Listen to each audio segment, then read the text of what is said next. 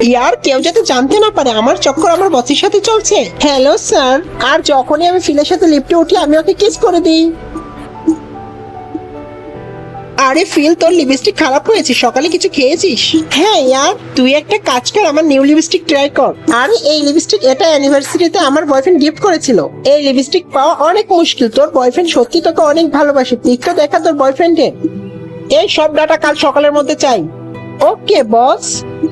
কি রাগি বস, যে ওর গার্লফ্রেন্ড হবে ওর জীবন শেষ। সরি, আমি মাত্র বেশি রাগ করেছি এই জন্য। আরে না, তোমাকে তো অফিসে বসের মতনই থাকতে হবে। চলো ঠিক আছে, আজ বিকালে তোমার ফেভারিট সবজি বানিয়ে দিব। হ্যাঁ এখন ঠিক আছে। আর তখনই বস কি করছেন? সিঁড়ি থেকে নিচে একটু দেখে নামিয়েন।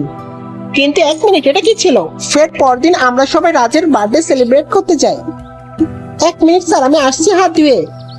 আরে স্যার, আপনার ঘরেও এই লিপস্টিক? হ্যাঁ, এটা আমার গার্লফ্রেন্ডের জন্য কিনেছিলাম।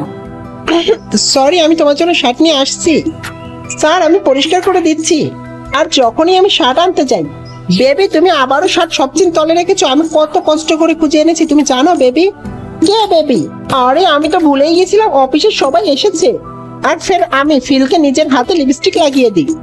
ওর সাথে সবাইকে তোমাদের পরিচয় করিয়ে দিই। ও হলো আমার হবু বউ, আর আমিও রাজকে কিস করে দিই।